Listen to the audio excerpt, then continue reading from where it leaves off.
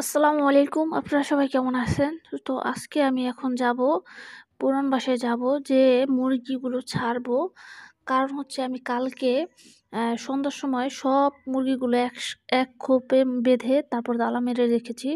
তো এখন তো সকাল হয়ে গেছে, অনেকক্ষণ হয়ে গেলো। তো এখন নাকি কি অবস্থা হয়েছে মারামারি করে। কারণ হচ্ছে মায়াবতীকেও রেখেছি, মায়াবতীর বাচ্চাও রেখেছি এবং বাকি সব রাজা বাবু, তারপর সুন্দরী, তারপরে ওদের সাথে যেই মোরগ মুরগিগুলো আছে যেগুলো, সবকটি একসাথে রেখেছি। তো এখন আমি যাচ্ছি, তো আফিও যাচ্ছে আমার সাথে। তো এখন দেখি ভিতরে অনেক শব্দ, কান্নাকাটি, মারামারি। কারণ হচ্ছে সবাইকে একসাথে রেখেছি, তো তালা ছিল না। তালা একটা খুঁজে পাচ্ছিলাম না। তো তারপর ভাবলাম যে একটার মধ্যে রেখে তারপরে তালা দেই। তো এখন আমি খুললাম। খোলার পরে দেখি ওদের কি অবস্থা, কোনোটা আবার রক্তাক্ত হয়ে গেল কিনা। তো না, আলহামদুলিল্লাহ ভালোই আছে। তো ওই বাচ্চাওয়ালা মুরগিটা একটু ওদেরকে ঠোকরাঠুকি করছিল। তো ছাড়ার পরে ওদেরকে আমি এখন খাবারগুলো দিব। আর ওদের জন্য আমি খাবার নিয়েও এসেছি, বাচ্চাওয়ালা মুরগিটার জন্য। মানে মায়াবতীর জন্য কিছু খাবারও নিয়ে এসেছি। ওর বাচ্চাটা চাল খেতে পছন্দ করে, তা কিছু চালও নিয়ে এসেছি। অল্পই দেই, এখানে ধান আছে। আর যেহেতু মায়াবতী এখন এই জায়গাটায় ছাড়া থাকে, তো তার জন্য ওদের জন্য একটু হালকা পাতলা খাবার আনতে হয় বাড়তি।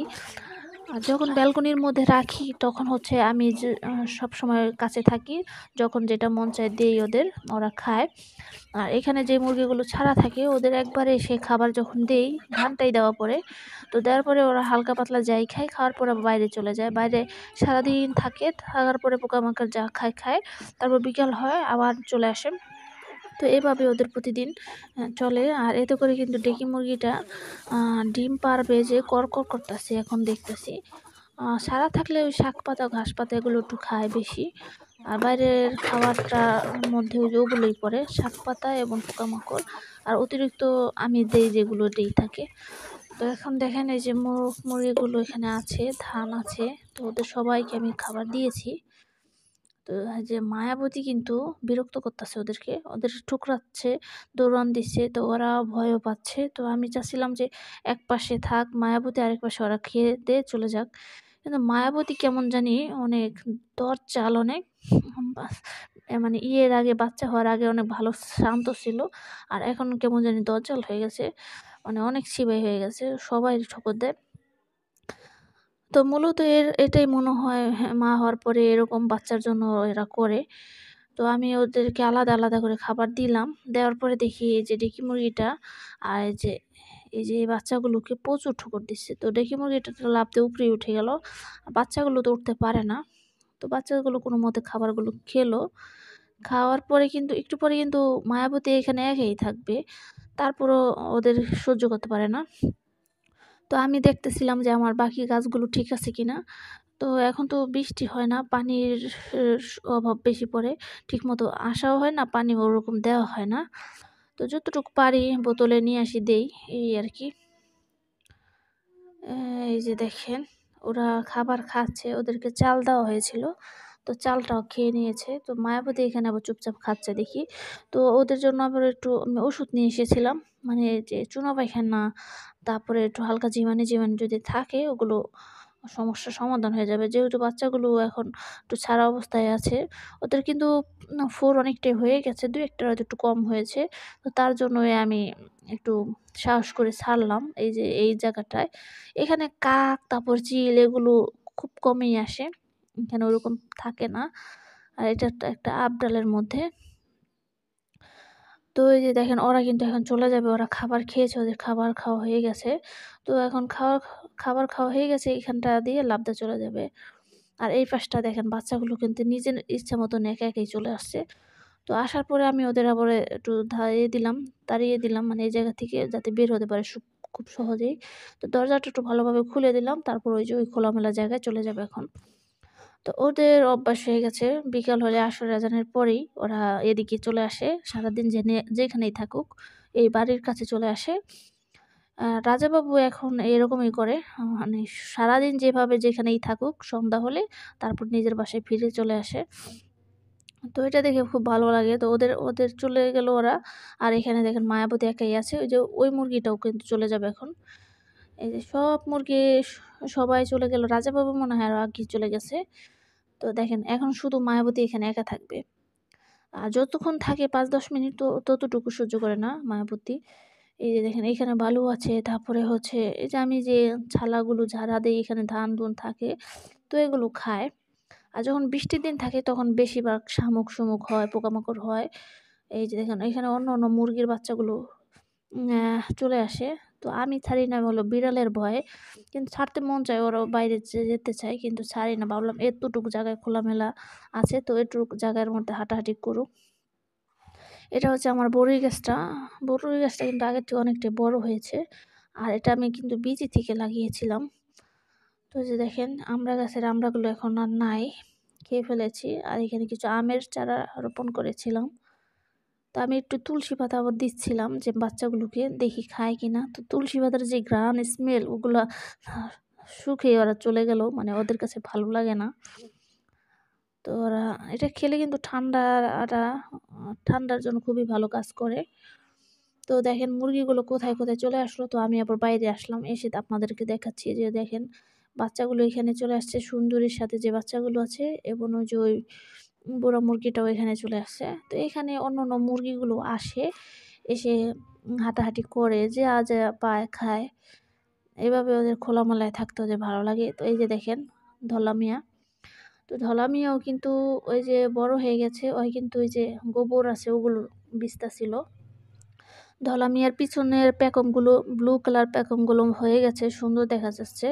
আরও বেশি হলে আরও বেশি সুন্দর দেখা যাবে। তো ধলা মিয়া হচ্ছে একটা ছোট জাতের মুরগি, খুবই কম বয়সেই, মানে কম বড় হয়েই কিন্তু ডাক দিয়েছে। আর এখন কিন্তু ক্রসিংও করে অন্য মুরগিগুলোর সাথে। এই যে দেখেন আমি এই পাশটা চলে আসলাম, তো এখানে দেখি ফাউমি মোরগটা। তো এই যে মোরগটা কিন্তু সকল মুরগির সাথেই থাকে কম বেশ। এই যে দেখেন এখানে আছে। আর আমি আবার একটু ছাদে উঠছিলাম, তো এখানে দেখি আরো কিছু মুরগি এবং আমাদেরও মুরগিগুলো চলে আসছে। তো এখন আমি ব্যালকনিতে চলে আসলাম। ব্যালকনিতে এসে দেখি আমার আরেকটা সমস্যা হয়েছে, মানে মুরগিগুলো যে টাইগার মুরগি 4টা আছে, তো ওরা এত বিরক্ত করে, মানে ঠোকর দিচ্ছে, একজনকে আরেকজনকে ঠোকর দিচ্ছে। বুঝলাম না এরকম কেন করতেছে। তো আমি একটু বাইরে ছাড়লাম আপনাদেরকে দেখানোর জন্য। এই যে দেখেন মোরগটা কিন্তু এই যে এটা হচ্ছে সবার বড় মোরগটা, আর এই যে মধ্যেটা হচ্ছে সবার ছোটটা, মানে 3 দিন পরে যেটা আমি কিনেছিলাম, তো ওইটা।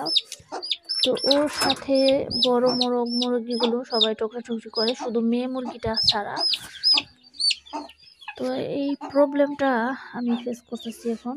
তো আর আমি কিন্তু এই যে এই মোরগটারে মাপছিলাম, তো ওর বয়স হচ্ছে এখন বর্তমানে 1.5 মাস হয় নাই, হয়ে যাবে। 1.5 মাস হয় নাই, 1 মাস 20 দিন 25 দিন হবে। তো ওর ওজন মেপেছিলাম, ওজন এসেছিল হচ্ছে 1200 গ্রাম, অর্থাৎ 1 কেজি 200 গ্রাম। তো ওজনটা ঠিক আছে কিনা আপনারা অবশ্যই কমেন্ট করে জানাবেন, যে একটা মুরগির বয়স অনুযায়ী, টাইগার মুরগির বয়স অনুযায়ী ওজনটা ঠিক আছে কিনা। আর এই যে ওদেরকে আর মাপা হয় নাই। তো আমি চিন্তা করলাম যে ওদের বড় দুইটাকে এক খাঁচায় রাখি, আর এই যে মেয়ে মুরগিটা আর সবার ছোট মোরগটারে একসাথে রাখি, তাহলে আর ঠোকরাঠুকরি হবে না। তো যেইভাবে সেইভাবে রাখলাম, রাখার পরে দেখি এখন ঠিক আছে, ওরা ঠোকর দেয় না। এখানে এই যে ছোটটারে কিন্তু ঠোকর দিতে চায় ওরা। 3টে এক জায়গায় রাখছি, রাখার পর দেখছিলাম যে কে কাকে ঠোকর দেয়। তো দেখলাম প্রথম ঠিক মতনই খাবার খাচ্ছে, কোনো সমস্যা নাই। একটু পরে দেখি যে না, ঠোকর আবার করতেছে। তারপর আমি সরিয়ে দিছি। এই যে দেখেন একটু পরেই দেখবেন ঠোকরাঠুকরি করবে। আমি এখানে প্রথমে এটাকে রাখলাম, মেয়ে মুরগিটাকে রাখলাম। ভাবছিলাম যে ওরা 3টা ছেলে মুরগি একসাথে থাক আর মেয়েটা আলাদা থাক, যেহেতু ওরা এখন একটু বয়স হতেছে আর ওদের বয়স সন্ধিকাল চলতেছে, এখন ওরা ঠোকরাঠুকরি করবে আর অনেক সমস্যা করে। তো একটু পরে দেখি যে না, 3টা ছেলেও একসাথে থাকতে চাচ্ছে না, মানে যে সবার ছোট ও আর কি সবাই ঠোকর দিতেছে। এতদিন কিন্তু ওইরকম সমস্যা ছিল না, এখন একটু বয়স হচ্ছে, ওরা বুঝতে শিখেছে, তো এখন এই সমস্যাগুলো বেশি হচ্ছে। এই যে দেখবেন একটু পরে যে দেখেন এই যে ছোটরারে ঠোকর দিতেছে, ওই যে একটা আছে ও কিন্তু বড়ই মোটামুটি, যে দেখেন কীভাবে ঠোকর দিচ্ছে।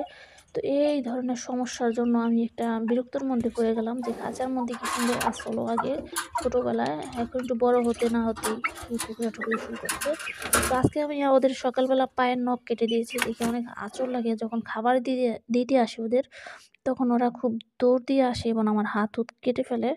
তো পায়ের নখগুলো কেটে দিয়েছি এবং ঠোঁটের একটুখানি বাড়তি ঠোঁট হয়েছিল, ওটাও কেটে দিয়েছি। এতে করে ওরা ঠোকরো দিলেও রক্ত একটু কম হবে। তো ওদেরকে আমি ঠোঁট কেটে তারপরে হচ্ছে পায়ের নখ কেটে আলাদা করে দিলাম, খাবার মেখে দিয়েছি, তো খাচ্ছে। তো হঠাৎ করে আমি যখন ঘরের জানালা খুললাম, তো হঠাৎ করে দেখি মায়াবতী।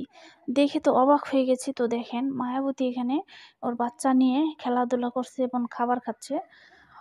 তো কিভাবে যে বের হলো, তো আমি ভাবলাম যে ওই যে ওখানে যে দরজা লাগিয়েছিলাম, তো যে লোহার শিক আছে না, ওই শিকের ইগুলো তো অনেক বড় বড়।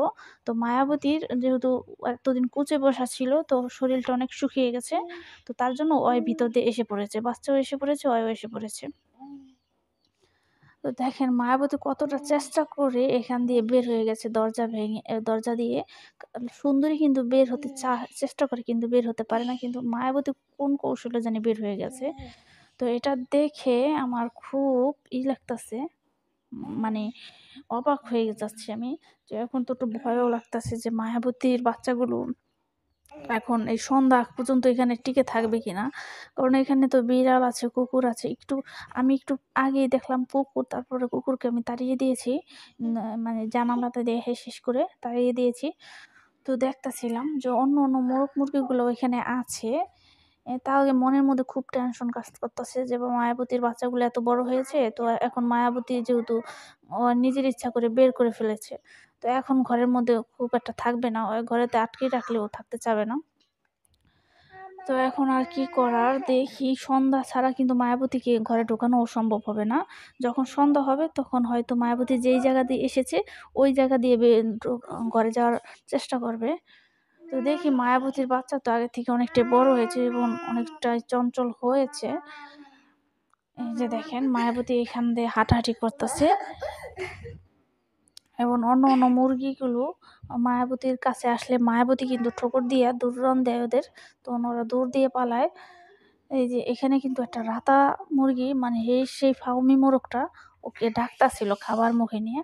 তো ও হঠাৎ করে ওর ডাকে সাড়া দিয়েছে, তো ওর অর্ধেক বাচ্চা রেখে চলে আসছে। তো আমি আপনাদেরকে দেখাচ্ছি এই পাশটা খুলে। এই যে দেখেন এখন কিন্তু আবার মায়াবতী ওই পাশটায় চলে যাচ্ছে ওর বাচ্চার কাছে। তো এইভাবে বাচ্চা ছাড়লে একটু ভয়ও থাকে যে বাচ্চাগুলো ঠিক মতো মায়ের সাথে আছে কিনা। তো এই যে এই পাশটা আমি জানালাটা খুলবো এখন। খোলার পরে আপনাদেরকে দেখাচ্ছি যে কোন মোরগটা মায়াবতীকে ডাকতাছিল। এই যে ফাউমি মোরগটা মায়াবতীকে ডাকতাছিল। তো মায়াবতীর ডাকে সাড়া দিয়েছিল কিছুক্ষণের জন্য, পরে আবার চলে গেছে। এই যে দেখেন মায়াবতী কিন্তু শরীরটা ফুলিয়ে ওকে ওয়ার্নিং দিচ্ছে যে আমার কাছে এসো না, তাহলে আমি তোমাকে ঠোকর দিব। তো এখন শুধু মায়াবতীকে খেয়াল রাখতে হবে। তো আজকের ভিডিও ছিল এই পর্যন্তই। আপনারা সবাই ভালো থাকবেন, সুস্থ থাকবেন। আসসালামু আলাইকুম।